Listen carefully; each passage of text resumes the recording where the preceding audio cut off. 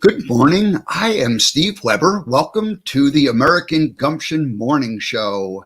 Today is Wednesday, September 1st. Oh my gosh, September 1st. Here we go. And it's show number 216. So again, I'm Steve Weber. I'm the host of the American Gumption Morning Show. And this brand is all about ordinary individuals living extraordinary lives. And our belief is that every human being is both ordinary and extraordinary, and we like having conversations with those types of people. So that's what we do here. We have a conversation with someone who's doing something special with their life and in the world. So the goal of the American Gumption Morning Show is to help those who want to awaken, and then to help those who are awakened to live their lives with gumption. So that's what we're all about here. So again, today is show 216, Wednesday, September 1st. Our guest is Julia Stubbe. She's going to join us in about 10 minutes, and we're going to get into a conversation with her about facilitating healing for a new earth and her beings. So the beings of, we're going to go into the galaxy. There you go. That's what we're going to have a conversation about today. So looking forward to having a conversation with Julia. All righty. And I've got a monologue today, and in honor of Julia visiting, I'm going to talk about ETs and the media. So hey, we're going to go into a little bit of outer space stuff today here. So looking forward to this. All righty. Well, let's just jump right into it. So do they exist? Extraterrestrials, are they real?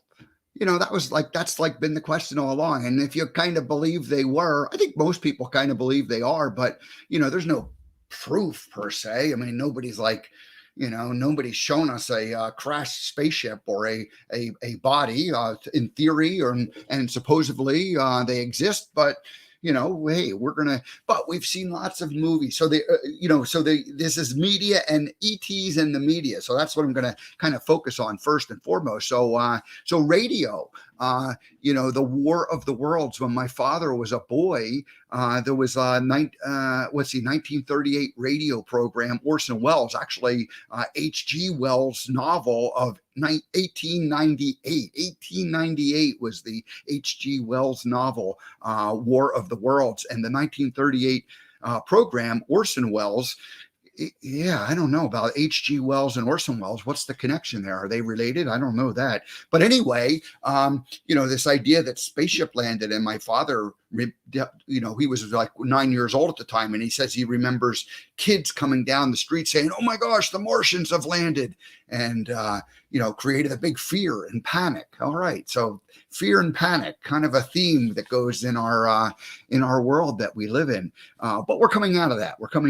So that was kind of the story I heard earliest on, my father sharing that story. But then television had my favorite Martian, and it was a TV sitcom from 1963 to 1966, 107 episodes.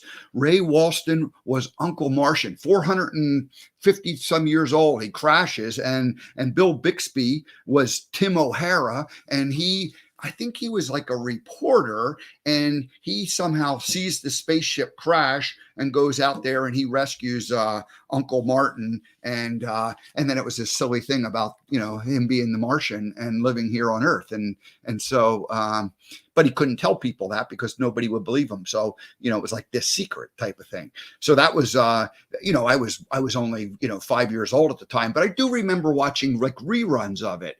So when I was probably 7, 8, 9, 10 years old, seeing that show. Don't necessarily remember it live, although 63, I was 5 to 8 at that time when it was on live. So kind of a crazy thing. And then Hollywood movies, Lost Encounters of the Third Kind, 1977. It was a Spielberg movie, Richard Dreyfuss. Well, here's the interesting thing about that for me personally. Devil's Tower was the mountain that the spaceship lands on. And here you got the crazy Richard Dreyfuss building that monolith in his living room, somehow out of clay or mud or whatever. His wife thinks she's completely crazy, and he doesn't even know what this is, and he forms it. Well, the reason why there's a connection with me is that in 1980 I took a cross-country trip and I climbed Devil's Tower. I actually got ropes out and climbed to the top of Devil's Tower, and that was just a couple years after the movie. 3 years after the movie came out. Cousin Gary and I climbed to the top of that monolith out in South Dakota. So Devil's Tower, E.T., the Extraterrestrial, 1982, another Spielberg movie. Now we have The Gentle Alien, and he befriends a boy named Elliot. Henry Thomas played Elliot, and his sister gets involved. And these kids are playing with them. E.T., but he was kind of a spooky looking Martian. He didn't look like a humanoid. He looked more like a kind of a lizard or some kind of a crazy alien type person, the big bug eyes. And so anyway, that was that. Contact, 1997, Jodie Foster, Robert Zemeckis movie. Robert Zemeckis, director of Forrest Gump. And so, just a couple years after the Forrest Gump, 3 years later, after 1994 was Forrest Gump, 1977 Contact, and Jodie Foster is the reporter, and then they have this big machine that take you back in time, and it crashes first and falls apart, but then they create this thing and time travel and all of that. So we've gotten the reason why I wanted to share some of those movies is that we've gotten these different glimpses of what ETs might be like. Well, but it's always like, oh, that's just pretend. That's, there's no such thing. We're trying to find, the 3D, the human side of us is trying to find proof that there are these things out there, these aliens, these extraterrestrials. And so anyway, when I started this show a year ago, I was like probably pretty much stuck in the belief that I had been in my entire life, the first 62 years of my life, where I'm like, you know what? I might exist. I don't know, but I guess it's just sort of a fantasy thing, without any proof.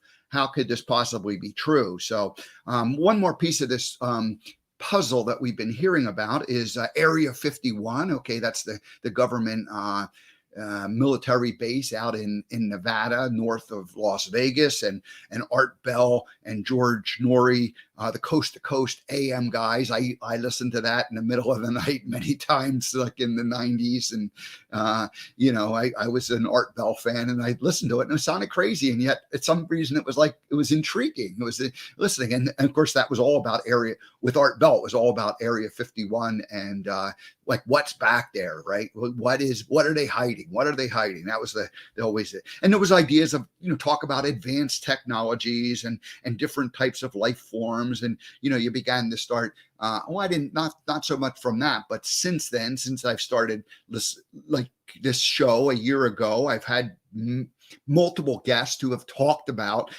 different families of life forms, the Palladians, the Delirians, the Reptilians, and there's a whole bunch more. And I don't have that all sorted out in my mind and who's who and where they all fit into it. But there's all these different, life forms. And so what if we are like we're we here on Earth, we believe, okay, we're souls. We come in and we attach to this body. We live this human experience. We think of ourselves as kind of like the center of the universe, right? Because this is all we know.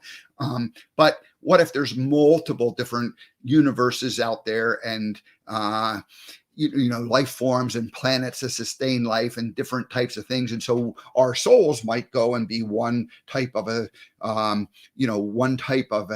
terrestrial, one life, and then another type, we come from different areas. And so this is what people have talked about. And I'm now going, what, this makes sense as much as the stuff that I've been told all along. So I'm opening up my mind. And then one other term I've heard in the last year is shape shifting, where people who are, maybe more strongly identified with one of these extraterrestrial species, reverts back to their original species look. I don't know. It's kind of crazy stuff, but again, you hear people talking about it. So anyway, just this summer, only a month ago, I forget the exact date, but the Pentagon was supposed to put out its report on extraterrestrials. And I think it was President Trump who said, hey, this has to happen. And maybe there was like, this has to be revealed within 1 year. And so this,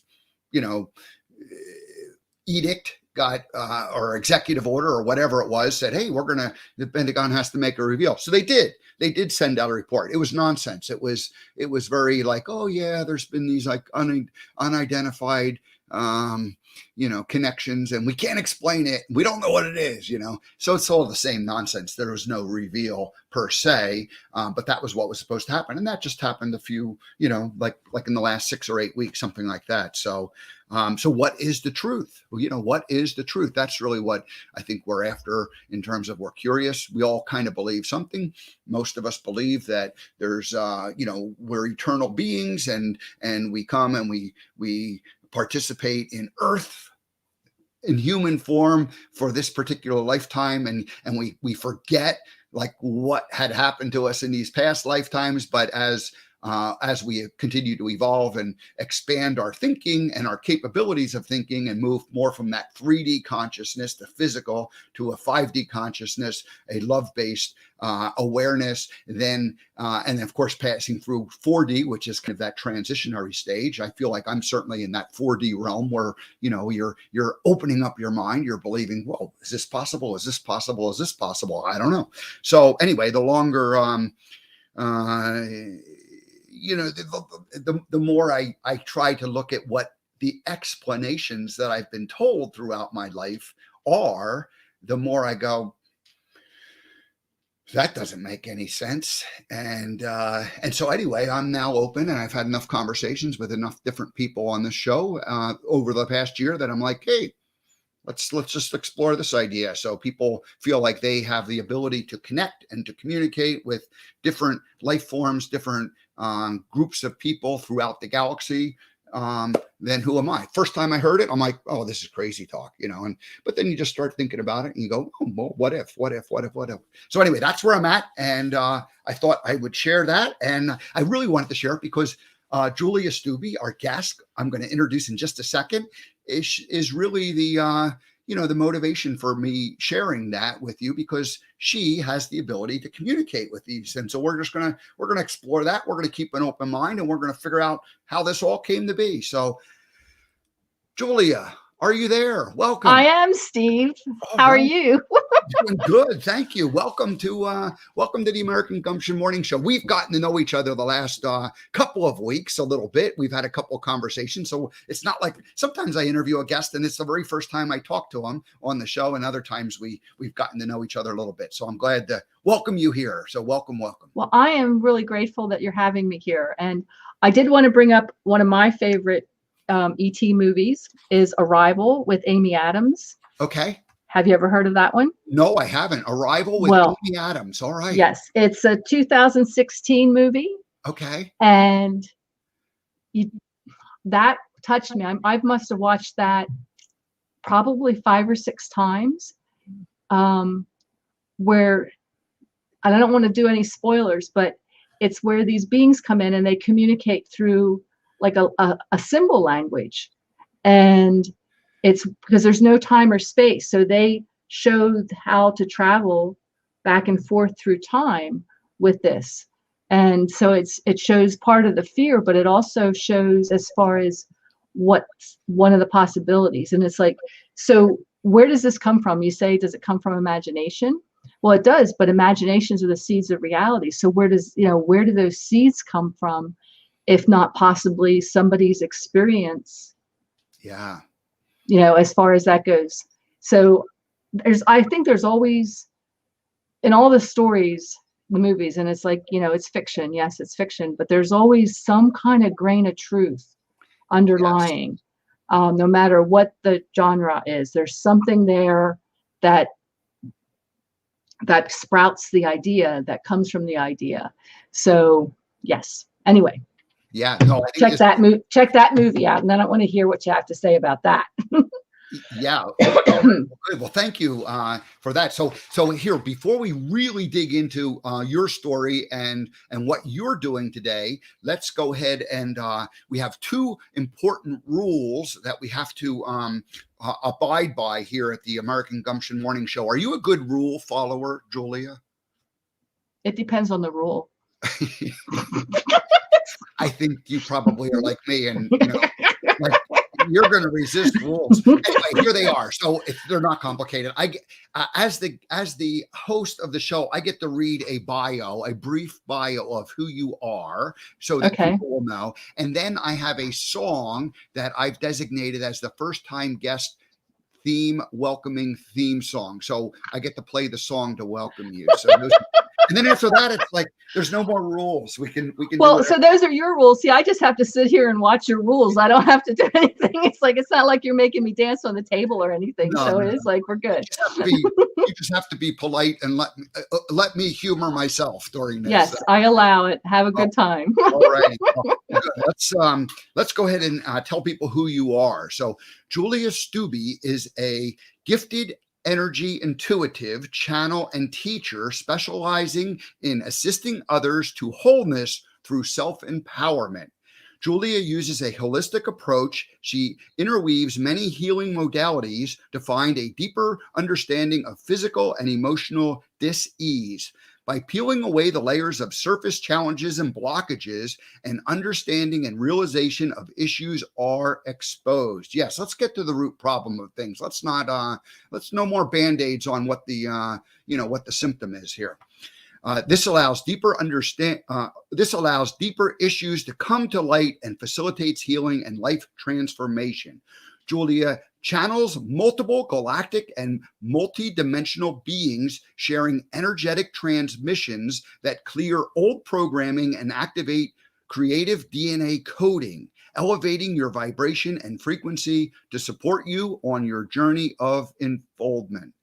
An extraordinary spirit, Julie began her journey more than 25 years ago. It was through her own powerful personal transformation through energy healing that brought her to share this profound work with others. So we're gonna talk a little bit about how this all came to be. So anyway, Julia Stubbe, welcome to the American Gumption Morning Show. It's my pleasure and honor to welcome you. Are you ready for the song? I'm gonna try. Go for it. Are you singing?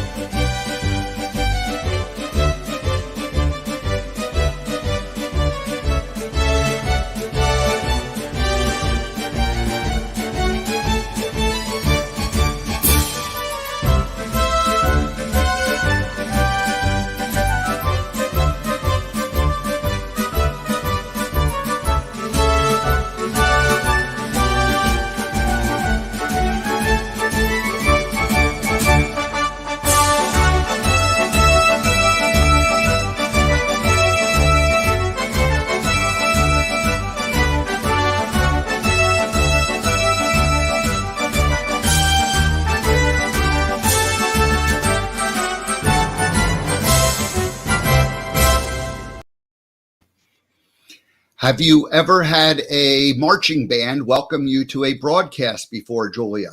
Not this early in the day. Okay, good. Okay, well, so now we've got all the and all of the things that I do to amuse myself out of the way. Okay. Well, I just want you to know I was snorting and laughing with the whole process. So I'm kind of glad you put me, to the side. All righty. Well, very good. So let's see.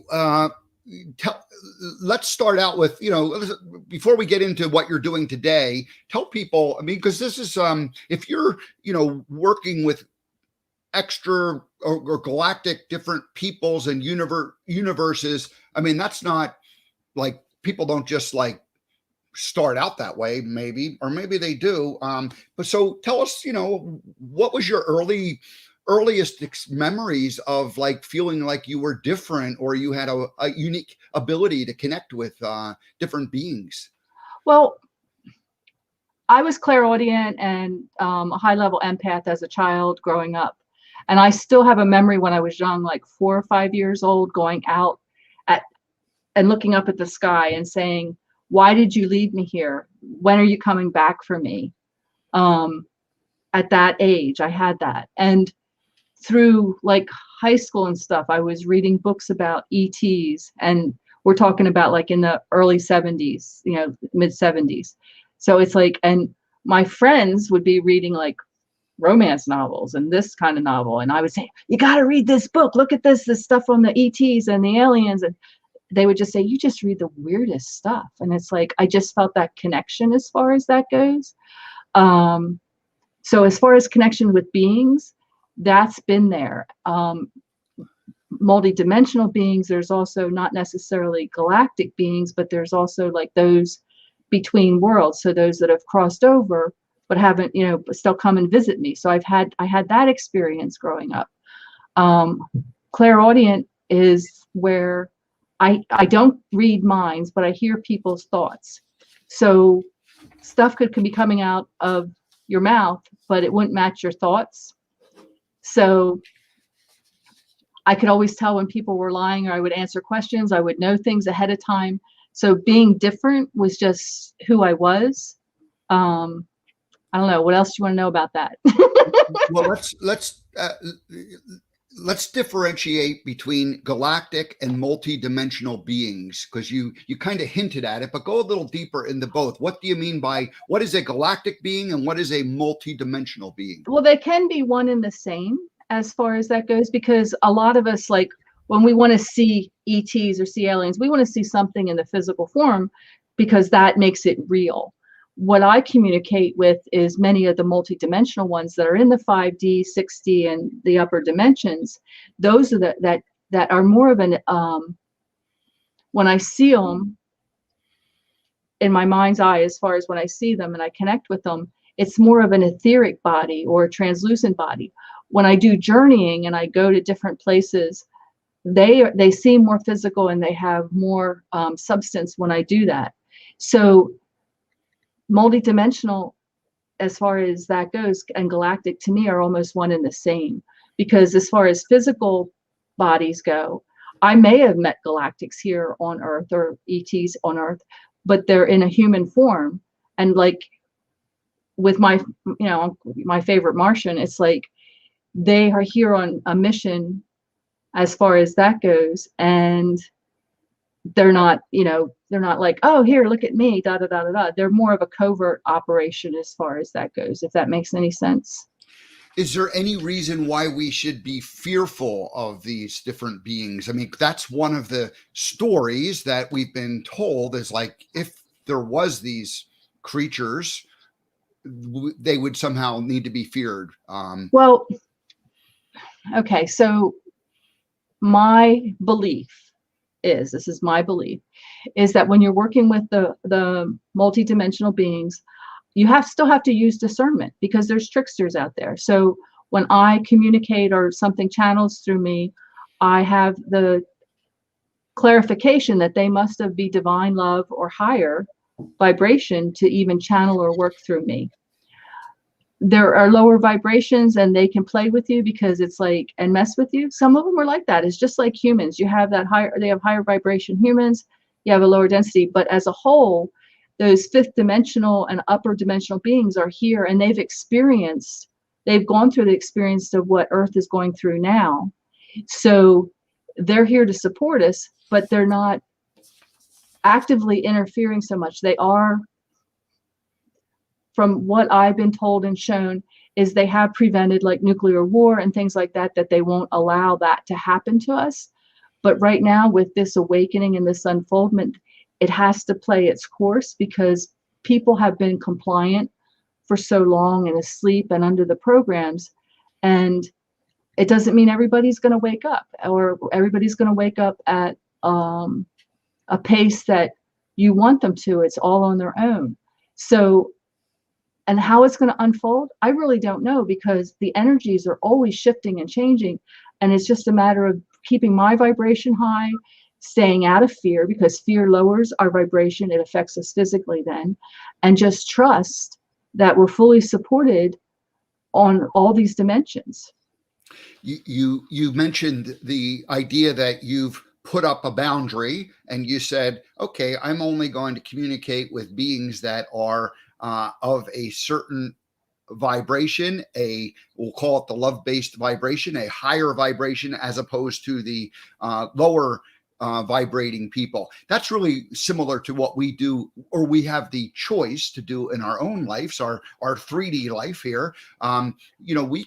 We can choose what to feed into us. I stopped allowing the daily news to be part of my life because that vibration is not very positive and uplifting. It's pretty much 100% fear-based. And then there's certain people that that just don't feel good around because they're telling the stories. And I remember, throughout my life, it was easy to vibrate on that lower level when, you get the person who's like standing around the water cooler complaining about it. Well, then you start complaining about stuff. And, right. We have that choice whether we want to participating in that. And if we, from a, the idea of, gossip, is like, gossip's addicting. And yet once you become aware of it, it's you see it for the poison it is, and you don't want to participate in that anymore. So yeah, it's like I can remember as a child, I was always about the truth as far as that goes. It's like there's always more than one side of the story, and you don't know what path they've taken. We've all had these different paths, and we've all experienced these different things. I mean, for me, how I've come to where I am to be able to facilitate for others is my childhood there was a lot of emotional, physical abuse, and there was sexual abuse. So there was a lot of energies. There was my mother was a psychotic alcoholic, a single parent, no support. And so I had a lot of anger. I had a lot of stuff that I had to deal with. I had, it's like self-worth issues. So it's like, and I tried talk therapy, and it's like, it didn't really help. It, might've got me started to take a look at myself, but energy work is really what shifted me. I got to be able to forgive my mother before she passed. I got to forgive myself. I remember there was a point where it's like when I was doing online dating, and they specified, I want somebody with no baggage. And I'm like, oh, I got baggage. I got so much baggage. Stuff pops out of it all the time. Sometimes I deal with it, other times I just stuff it back in. Boy, I got a lot of baggage. So you're not looking at the right person. I don't know where you're looking, but it's like I got plenty of it. And now it's like my baggage is light. Yeah. So I don't even really, and when stuff comes up, it's like, oh, this is interesting. What needs to heal within me? That's the first thing I ask. Or if there's a trigger, if somebody's a mirror for me and it's a trigger, it's like, oh, well, thank you for bringing this to my attention, and, giving gratitude for somebody who's just pissed me off or irritated me, so that I can look at what that trigger is stimulating inside me, so that I know what I have to look at for myself. And because I've done this, that keeps my channel really clear, so that I'm working with others. My baggage, my stuff doesn't interfere. So when I'm connected to source, that energy is coming through pure with whatever the information is coming through.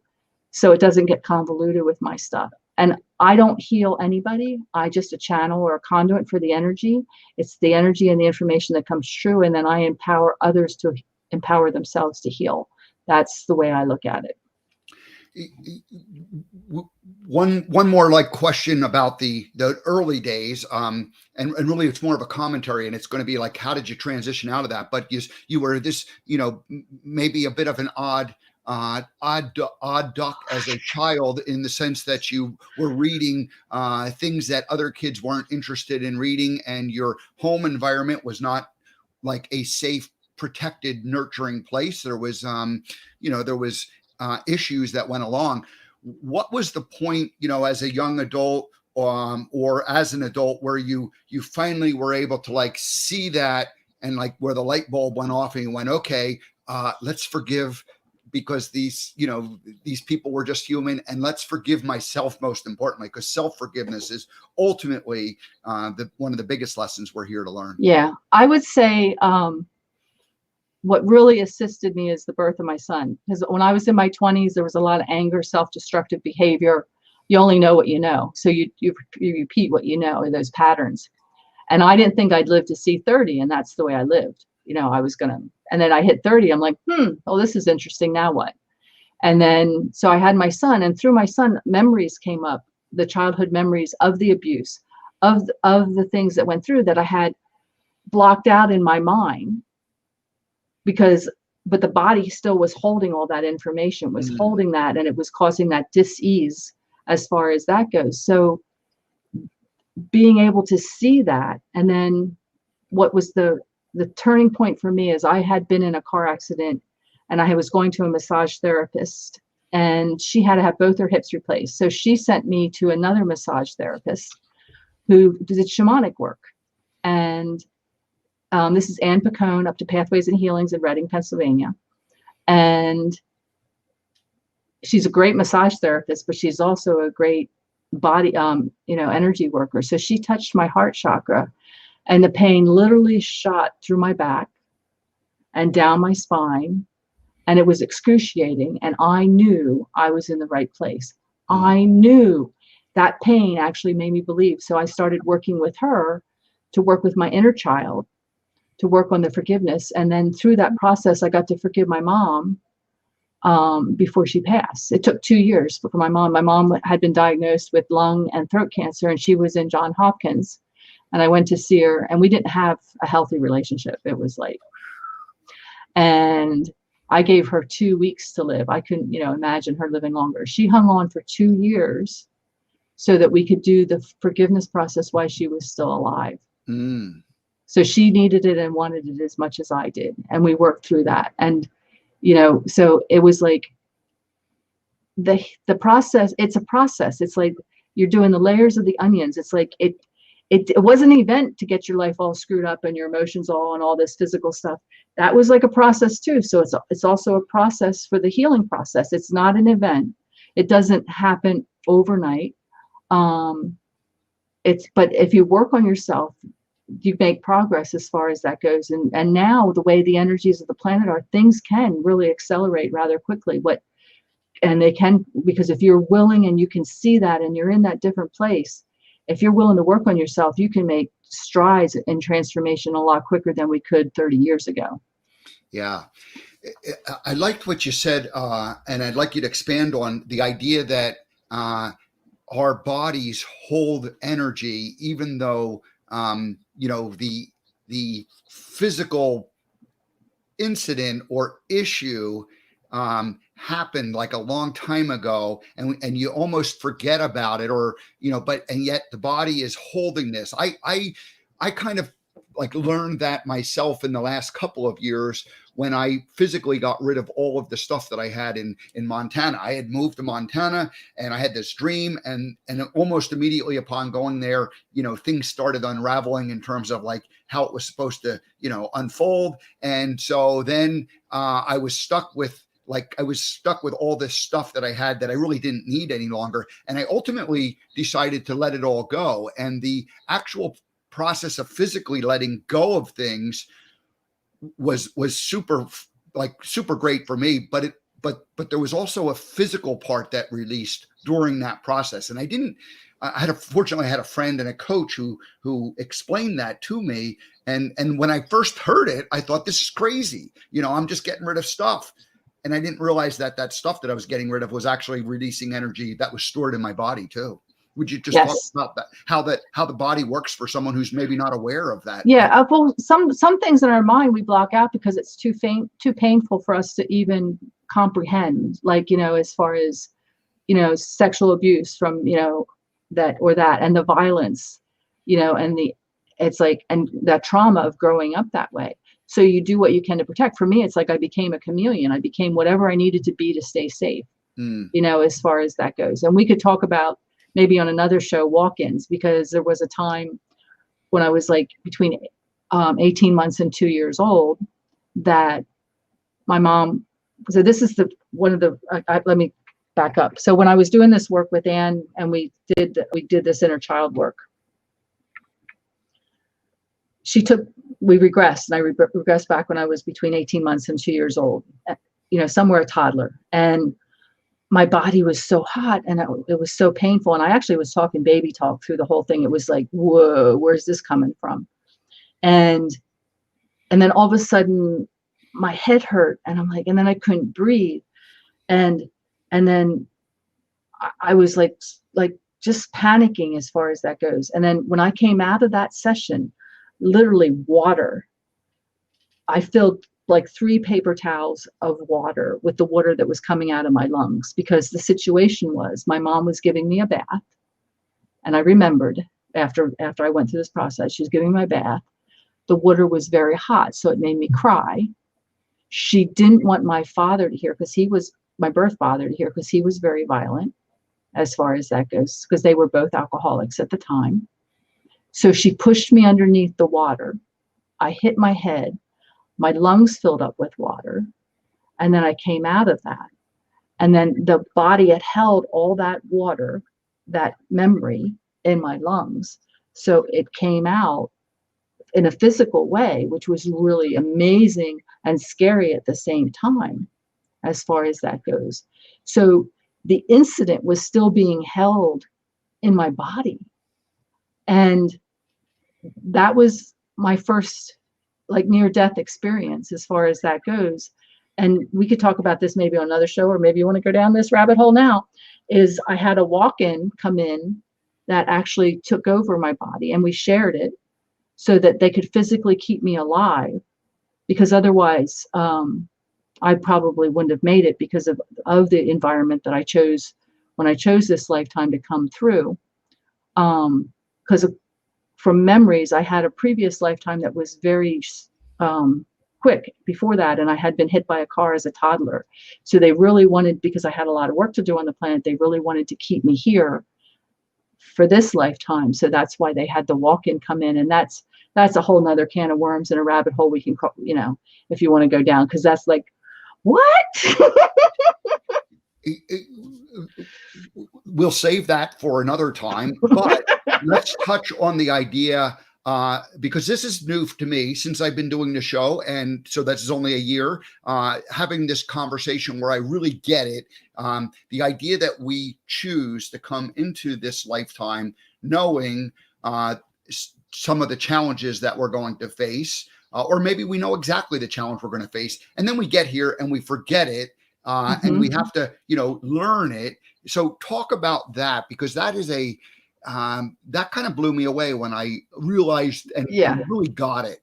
Yeah, it's like, oh, who wants to sign up for a little despair? How about a little dysfunction? How about a lot of abuse? Oh, pick me, let's go. I want to go. Come on. It's like, what were we thinking? So we choose that. And that really helped me to forgive my mother, because it's like, oh, I chose this. What was that all about?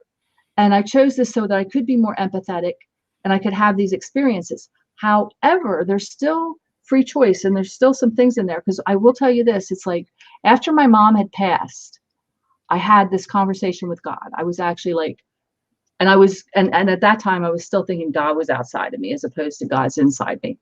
And I said, what was I? Was I psychotic too on the other side, that I chose this? Who would choose this? Why, what is this all about? And 2 days later, I went to a holistic show, and Diane Whitmore, she trained with John Edwards. So she trained with, somebody who crossed over, da, da, da, da, da. I'm like, okay, let's see what this is. And so my mom came through.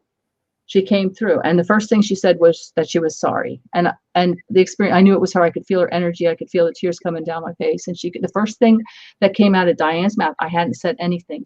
That my mom said, the plan got out of hand. It got out of my control.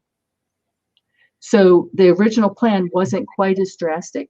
It wasn't quite as intense, but because of my mom's issues with the alcohol and, medication, and however, it went like off the charts as far as that goes. So I was like, oh, okay. So it's like, so I wasn't totally nuts when I signed up for this life. I was just like, right. I was only a little nuts, so, but being able to make those choices of, we choose the family, we choose the environment.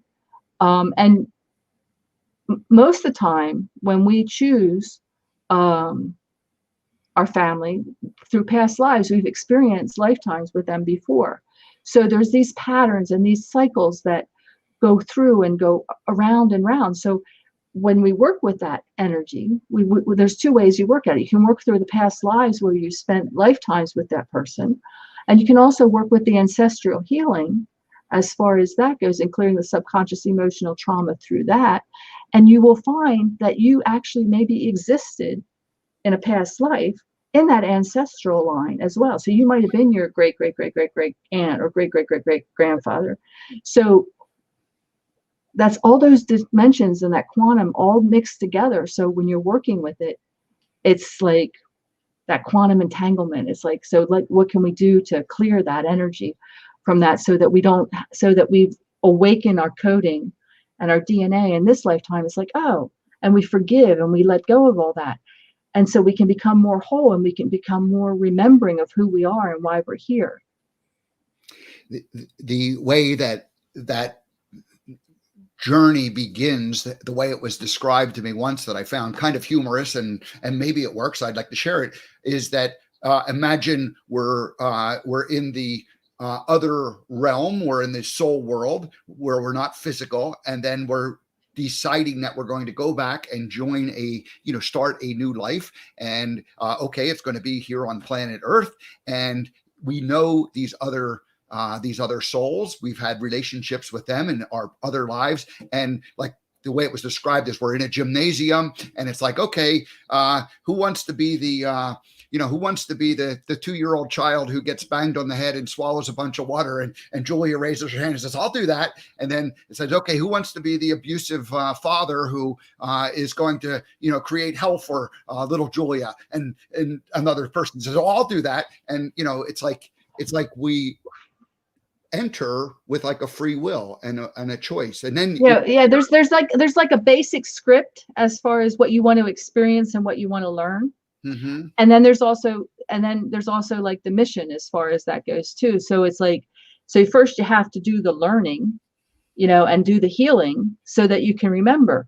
If you're not willing to look within yourself, you might not get to the mission, as far as that goes. You just have to, that's the experience. And so it's like, so you come back, it's like, oh, I really want to experience this, or this is something back then as far as karmic that has to be cleared between two souls. There's all kinds of variables and things that can play with that as far as that goes. Several years ago, before I had gotten to the awareness that I'm sitting here today at, and of course this last year has been like tremendous, but this is about 5 years ago, and I remember saying to I was, in my earlier portion of this particular life, I had this like wonderful 15-year period where I got to sit on a bench and pretend I was this character. And it was, it was like lots of fun, because I just was interacting with people and having fun and making people smile and laugh. And I was enjoying it. And I was getting to travel around the world and do different things. And it was like this kind of like wonderful, joyful time that came to an end. And I was happy that it came to an end, but I felt the compelling need to, somehow take the character and, use it again, but in some different new form that I hadn't or still haven't quite figured out, what that would be. And so this is about 5 years ago. And I said to a friend, a coach, I said, I didn't choose to look like this character. And she said, well, actually you did. And that was really the, a turning point where it was like, oh my gosh, we do choose this. And I was like denying that. And so anyway, I just, I share that. I don't know why, because I think I'm still on the journey of figuring this out, but just being open to the idea that we do come here. I mean, and this is very different than the religious doctrine that we were, raised with in terms of like what was possible and, what life was all about. So anyway. Well, one of the things I do want to say that I will say here is that even if you don't, like some people like, are past lives real? Well, are they? Who knows? Who really knows? But if you believe it, that's the reality you create. So it is real for you, whether it's real for anybody else or not, it doesn't matter. That's real for you because you believe it and you've created it. So And if working with your past lives, even though they don't, even if in your, like, they don't really exist, let's just say that, because you believe it and you're working with them, healing still happens. Yeah, I think, boy, that really gets to the, the law of attraction concept that I've been studying for the better part of 10 years, where like our thoughts become things, what we believe. Mm-hmm. And once we really get that, I think that's such an important part of the awakening process, because once you start to get that, then you go, well, what do I believe? And what thoughts are actively operating on the subconscious level, and you start paying attention to, or you start thinking about what you're thinking about, then all of a sudden, like, you're like, oh my gosh, I'm filling my life with these thoughts that aren't being helpful. And so then, Right. and you go, well, how do I change those thoughts? And this whole unraveling process, and what were those beliefs that I was taught when I was in embryo, and the first few years of my life, when I was just in a hypnotic stage, being programmed by the the Right. good intended people around me. Yeah, but those beliefs were just somebody else's opinion.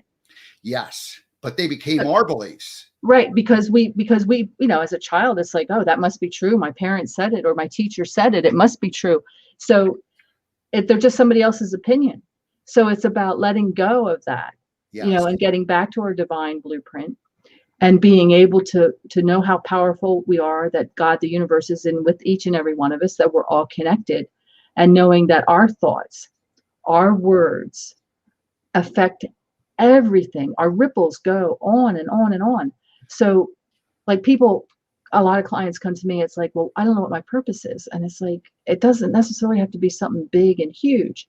It's about being kind, being compassionate, raising your own vibration so that you can anchor that kindness and compassion into the earth, so that others can experience it through, because through you, your ripples, that is going out into the world. We've taken more than I thought we were on this foundational stuff, but I love it, and I think it's important. We'll have a few. We'll leave open the idea that we could have opportunities to go down different rabbit holes in the future. But before we get to the very end, I mean, we still have a few more minutes to talk. I want to talk about, what are you doing today, and so who are you working with in terms of, like, what is your purpose at this moment in time, in terms of helping people and helping humanity expand, and how to, obviously your website, juliastubbe.com, what will people find when they get there? Well, there's opportunities for transformation as far as different sessions go. I just started actually a monthly nano clearing. What's nano? Nano is like AI and stuff that can come in through chemtrails and other sources, processed food. There's physical nano, there's etheric nano. So I'm doing that on a monthly basis. That's something that I was just guided to do recently. And that's the last Sunday of every month. That's on my website. There's group programs, there's personal programs, there's personal sessions. I actually even do galactic readings. That's and what that is it's just not about just a reading, because what we do is we go, and whatever lineage, galactic lineage we get there, the galactic heritage, there's a lesson there. So I will end up reading the person's energy field, and we'll look at that, and we'll clear whatever the card, whatever the message of the card came up. And so it's like a healing in disguise for, like, people who, like, because a lot of people are attracted to readings. Oh, tell me this, tell me that. They want to hear about the story, but they're not ready to move the energy.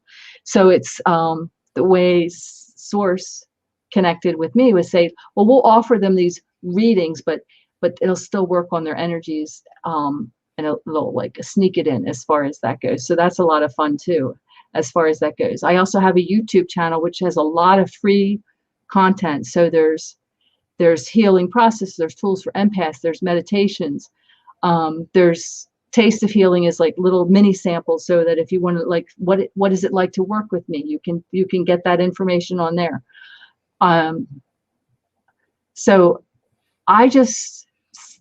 I don't know. What else am I doing? What do you want to know? Well, I think we can focus people on, some of your YouTube channels, because I've watched different readings. The beauty of seeing what you do is even though you're specifically working with one particular person in a reading, it's really it's like there's universal truths for it, and so we can see ourselves in what someone else is experiencing and learning from, and in some ways it's almost easier to see ourselves in what someone else is when we're when it's happening to us. We ego puts up little blocks to prevent us from seeing. Yeah, I get feedback from other people. Like I co-host a radio show. We're on hiatus right now as a call to heal, and hopefully we'll be back on the air the beginning of 2022 is the goal. But we would take 3 callers, and the mission was to show that my co-host and I, Carolee Schloth, would read the energy of the caller, and in turn, that person that we're facilitating healing for is facilitating healing for all our listeners, whether they're live or they come back and listen to the replay. And it would be like, we would get feedback like, oh my gosh, that is exactly what I was feeling, and da da da da da. So it's like the ripples. It's the ripples. The energy is just amazing. So if you find something, you find a broadcast and it's a session for somebody else, you found it. Spirit brought you there, took you there. So that's for you. So it's like, allow it to go in as far as, inside, to be able to clear something within you, a block or whatever it needs, or bring in whatever that is, from your higher aspects of you to be able to become more whole. You mentioned nano clearing, and I think you asked the question, what is that? I'll just ask it again. What is that? Talk a little bit more about that, because that might be relevant to a lot of what's happening today in terms of people having things inside of them that they don't want inside of them. Yeah, and the nano clearing, it's like artificial intelligence, like little microscopic hardware or programs that come in, and so I do a foot soak as far as that goes, and I do clearing. So I bring a magnetic disc in, because like if you put a magnet on a computer, what's going to happen to your hard drive? It's going to get scrambled. Right. So what we do is energetically we bring this magnetic field or whatever I'm being guided to at the time, so that deactivates and attaches that nano to, and we bring it through down and then into the earth. And then some of the physical nano may actually come out through a foot soak. And I've been playing with a black light, and you can see the nano come up and they chain together. They're like lit up purple. And some of them, they're so tiny, it just looks like hairs on top of the water. And then all of a sudden it'll just sink down in. So I do a foot soak with borax, baking soda, Epsom salt, and pink sea salt. And I'm also experimenting with alfalfa pellets. And if you want to do that, you got to Google it, because there's all kinds of things. It's like, it's laborious what you got to do to clean up after that. And I do mainly foot soaks, but you can do actually full body soaks for that as well. And it changes people's moods. I had somebody who just said that they had physical pains and pains like that, and they participated in last Sunday's event, and it's like all their pains are gone. They feel so much better. And so I've been guided just to do this, put it out there, and not to actually make a recording of it on the channel, but to actually offer it live, because it's not recorded at all. So it's like very personal. It's very private as far as the group goes. And whatever, it may be different each time, whatever I'm channeled, because I have no preconceived notion of what's going to show up or how it's going to show up. But I make it affordable for everybody. So you have the option to pay whatever you want, whatever you feel the value of this service is. I varied the times. This past one was at 2:00 Eastern. The next one's at 11 a.m. Eastern to accommodate. And then the next one I think is at 5 Eastern. So that it accommodates like worldwide as far as that goes. And I have no attachment to whatever you pay, whatever it is, I'm grateful for, because this is what I'm being guided to provide this service. And that information is on the website? Yes, it is. Yeah, great. So lots of ways to get in touch with you and to, take advantage of your healing sessions, whether they be, I think your bio, it said multiple different modalities. Yeah, I had somebody who booked a session and she goes, I'm so excited to work with you. I don't know what to expect. And I said, I'm really excited to work with you too. I don't know what to expect either. I just step back. It's like I get out of my own way because it's not about me. It's about whatever shows up. And because I keep my channel clear with source, there's some freaking amazing stuff that happens. And it's like, but I'm not doing it. It's like, I'm just bringing the information, empowering you to do it. So it's like, you get to create your own magic. I'm just there to hold the space and give you whatever information's coming through. Could you, is there a story that you could share that like surprised you, that like where you received some type of a message? Maybe you were working with somebody, or maybe it was your own case that where you just were kind of like blown away or surprised by it. Nothing really surprises me anymore, but I can tell you a funny channeling story if you want to hear this. Absolutely. Okay, so this was before I had in place that you have the meta rules that it has to be a divine love or higher. Yep. So this was like 3 years ago, and it was it was Christmas time. So it was like December. It was December, and I was talking on the phone with somebody, and I said, and it just came out of my mouth. I said, "Well, what if the elves from the elf calendar came out and played? What would that look like?" Like, what is that all about? I didn't know. And I'm like, oh, okay, that's weird, Julia, whatever that was. And so that evening, I went to a Reiki share. And one of the person that's sharing, she's there, what are all these elves on your chest doing? I'm like, the elves. And there was a dozen of them. And I said, well, what do they want? And they go, they want to have fun. And all of a sudden, they were channeling out of me. So I had English elves, and I had a couple North Polian elves. I had a galactic elf, and it was like, oh my gosh. And it was like, and I had driven that night.